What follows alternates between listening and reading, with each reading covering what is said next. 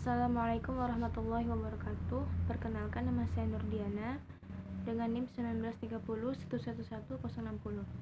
Baiklah, pada video kali ini saya akan menjelaskan tentang teori inspirasi dan peluang bisnis. Nah, yang pertama kita harus tahu dulu apa itu inspirasi. Inspirasi adalah ide yang berasal dari kata idea dalam bahasa Inggris yang artinya gagasan atau pemikiran yang baik. Jadi, bisa disimpulkan bahwa inspirasi muncul dari berbagai gagasan pemikiran yang baik dalam memecahkan masalah.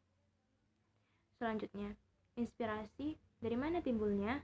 Nah, ada dua faktor. Yang pertama itu ada faktor internal.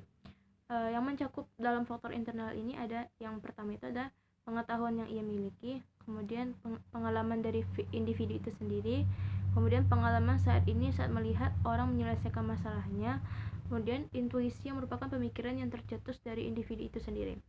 Selanjutnya yang kedua, faktor eksternal.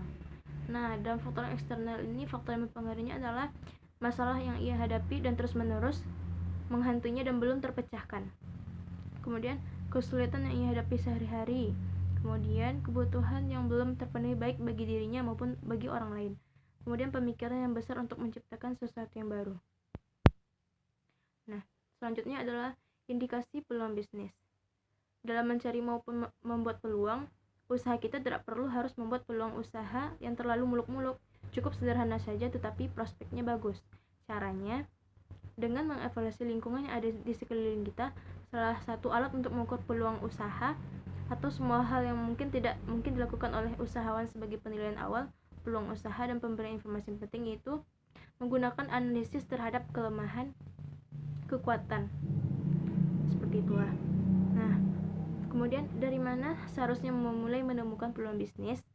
Nah, yang pertama itu kita harus lihatlah peluang dari kehidupan sendiri.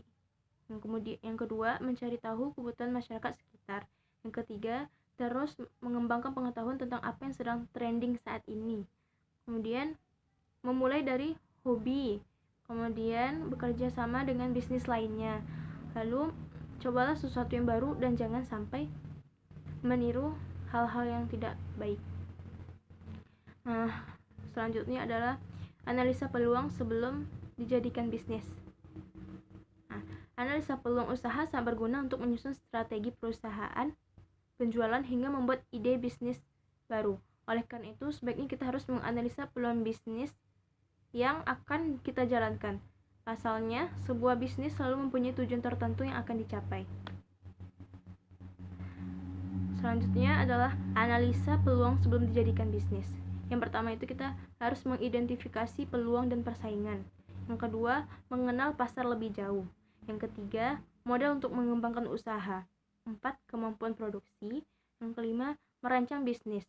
Yang keenam, sumber dananya dari mananya.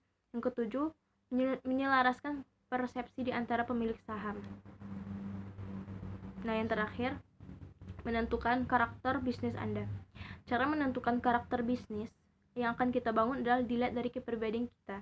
Kenyataannya, kepribadian atau karakter Anda dapat menentukan jenis bisnis apa yang cocok untuk kita.